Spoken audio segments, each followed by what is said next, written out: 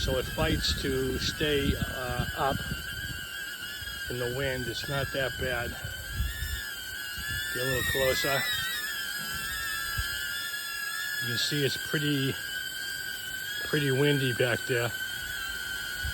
And it actually is fighting to stay up, which is really interesting. You can hear it power up, power down. But it's very, very interesting. It's probably going through a lot of power, but I'm just curious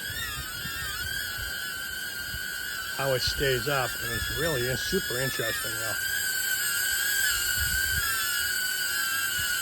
A nice device. It's holding it steady pretty much in the wind,